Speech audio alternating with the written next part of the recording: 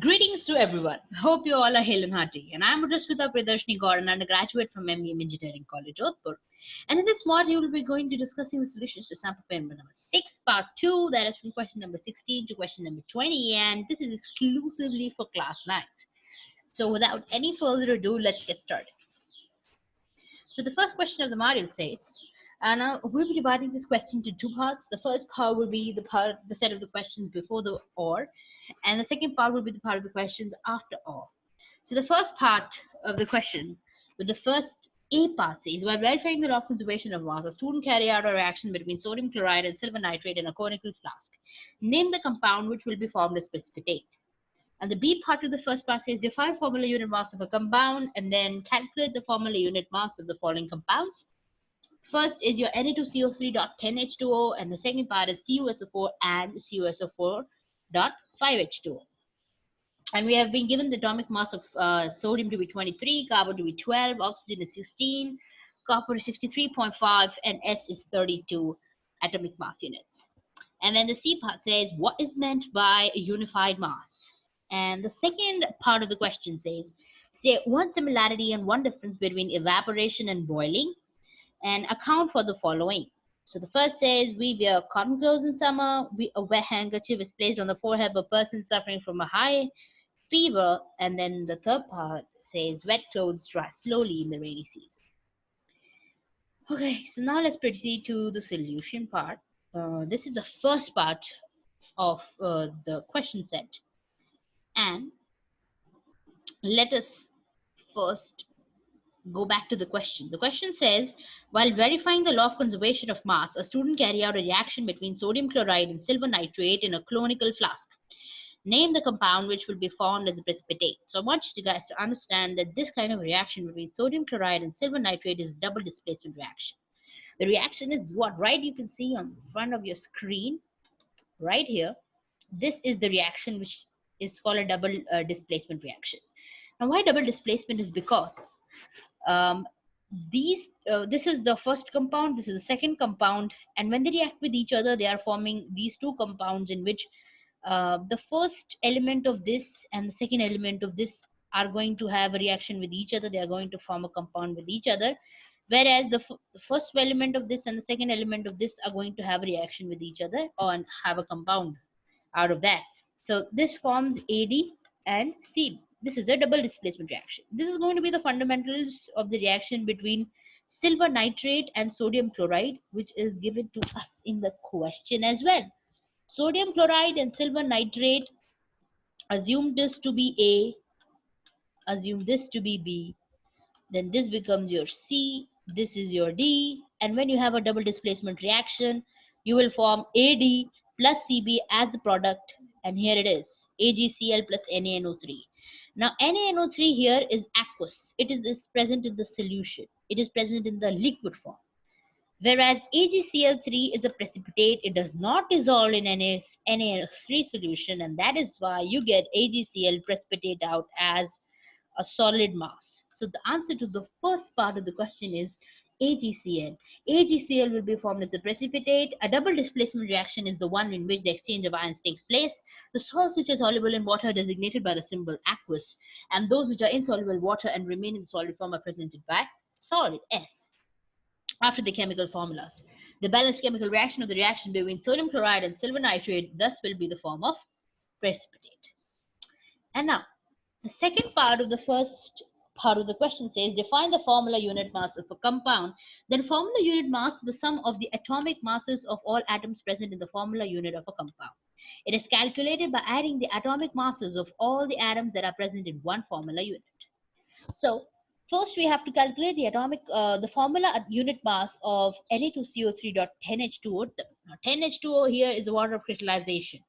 So the basic compound is Na2CO3. So Na2CO3 has Na, which is present in 2 atoms.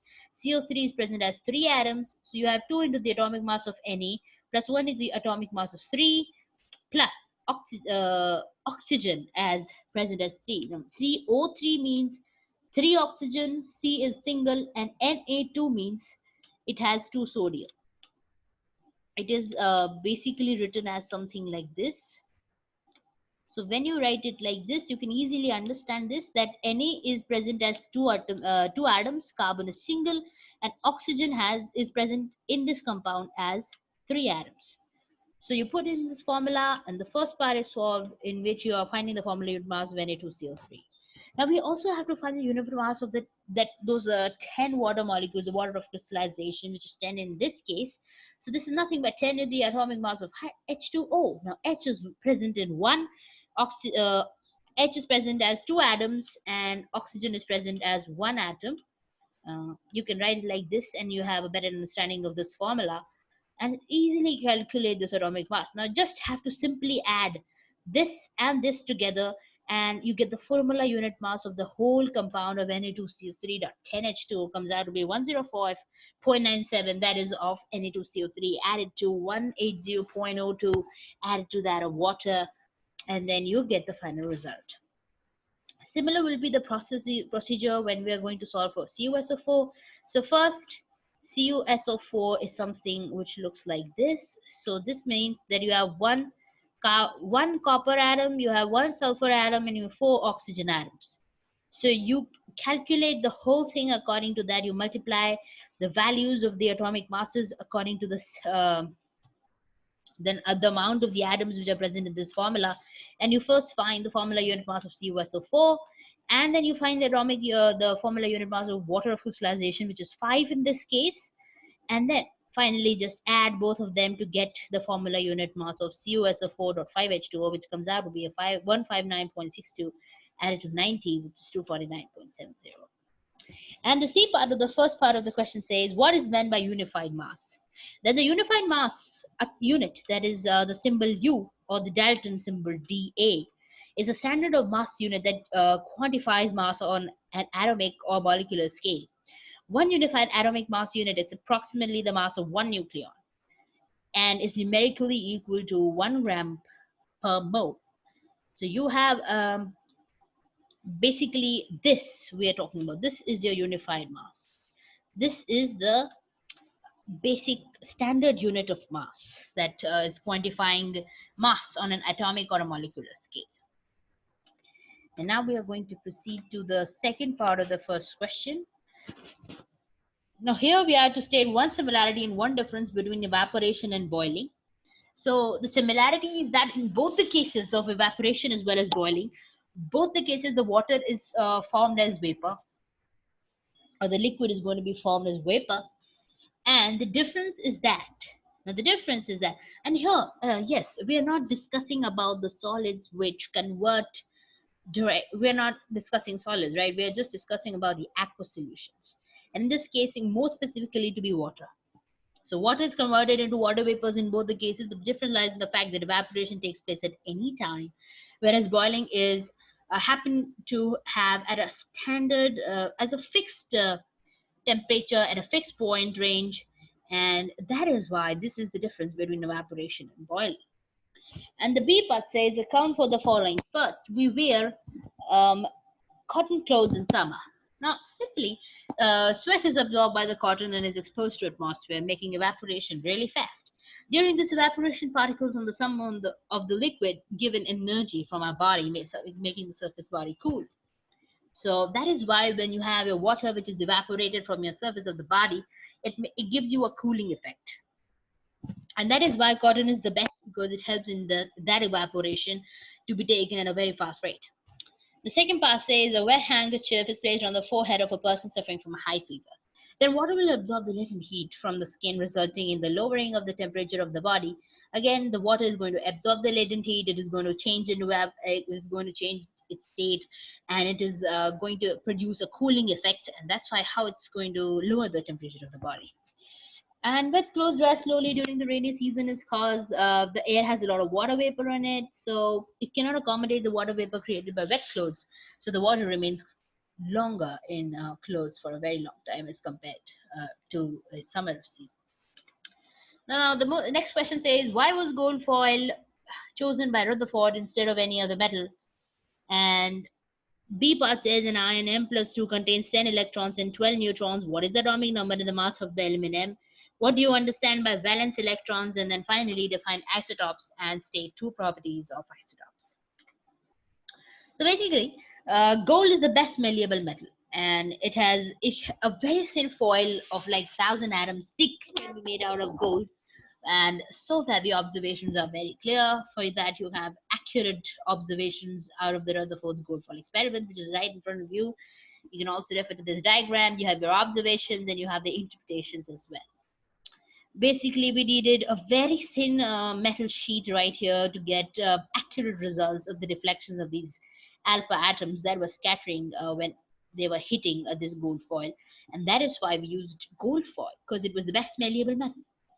Now, the second part says we have an ion M plus 2, and that has 10 electrons and 12 neutrons. What is the atomic number and the mass and number of the atom? So, since M plus 2 is a charged atom, and because of being charged, now the number of electrons and the number of protons cannot be the same. Now you have M plus 2, which means then the atomic number of this ion is going to be 12 as 10 electrons. So you get 10 protons from there, but you have an M plus 2, and that makes the protons to be 12 in number. That is how it is going to get a plus 2 charge over it. And the mass number now becomes nothing but the number of protons with the number of neutrons. So 12 plus 12 makes 24. Now, what are valence electrons? And valence electron is an outer shell electron that is associated with an atom and can participate in the formation of a chemical bond if the outside shell is not closed. In a single covalent bond, both the atoms in their bond contribute one valence electrons in order to form a shared pair. And then finally, what is isotope? Then isotopes are formed of chemical element whose atomic nucleus contains a specific number of neutrons in addition to the number of protons that uniquely defines the element. Okay. So isotopes are basically elements which have the same atomic number, but they have the different neutron numbers, right? So the atomic number is going to remain the same, but the neutron number changes. That is why the mass number also changes for isotopes. So now let's move on to the next question, which says, name the property of the body to resist change in the velocity.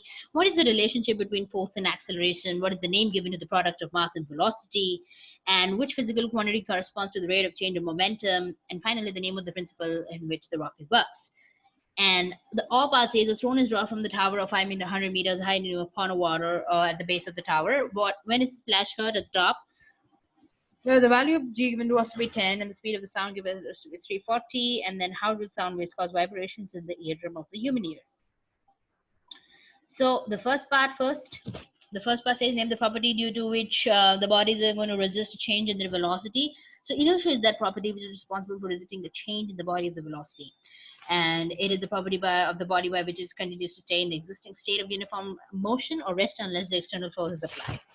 But the relationship between force and acceleration is nothing but given by the Newton's second law of motion, in which they say that the force and acceleration are directly proportional, is that a change in one is a change in the other, and the increment in the one is the increment in the other. And that's mean that the force is equal to mass times the acceleration. And then it says, what is the name given to the product of mass and velocity of the body? It is called linear momentum, and it's the quantity that expresses the motion of the body or the system equal to the product of the mass and velocity.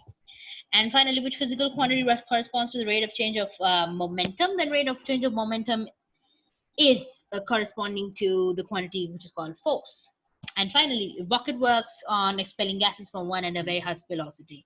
Due to the principle of conservation, the momentum of the body of the rocket is pushed up forward. And if you try to find out the sum of the momentum of the gases as well as the rocket, that adds up to be 0. The second part of the question, we are given that a stone is thrown as a drop from the tower of 500-meter heights into the pond of the base of the tower. When the splash is heard at the top, given G to be 10 and speed of the sound to be 340.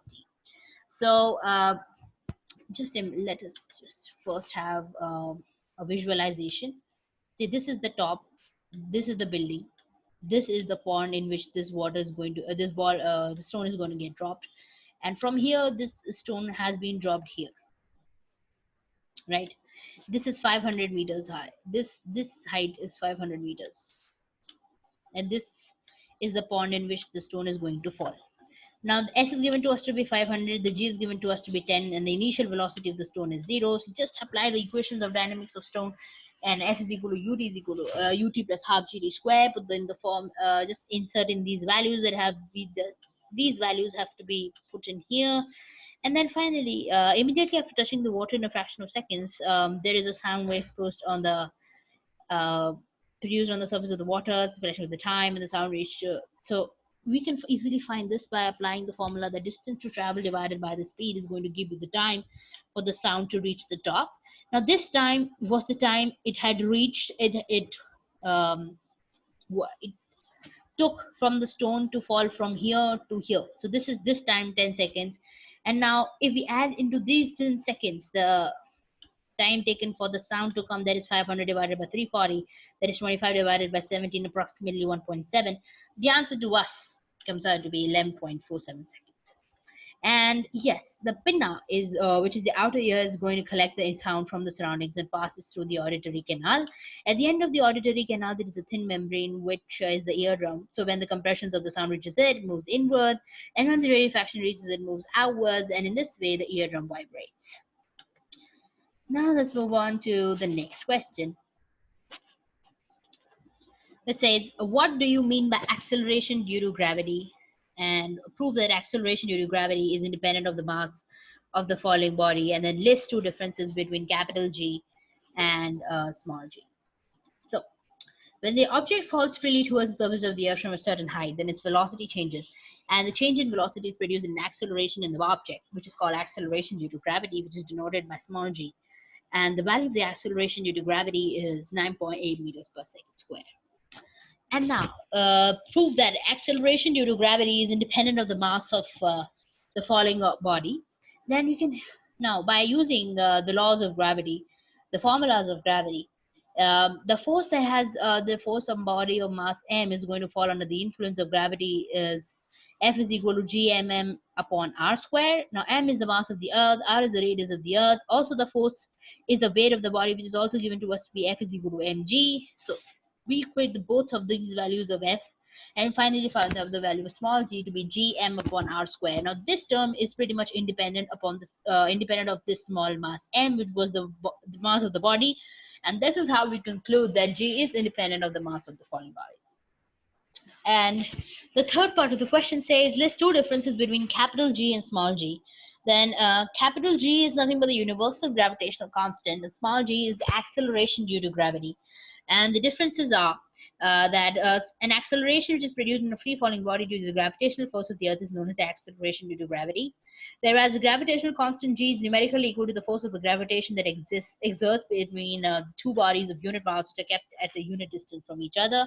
The value of the G is nearly near the Earth's surface is 9.8 meter per second, and it may vary from place to place. Whereas the value of G is 6.67 10 to the power minus 11 newton meter square per kg square, which is universally constant.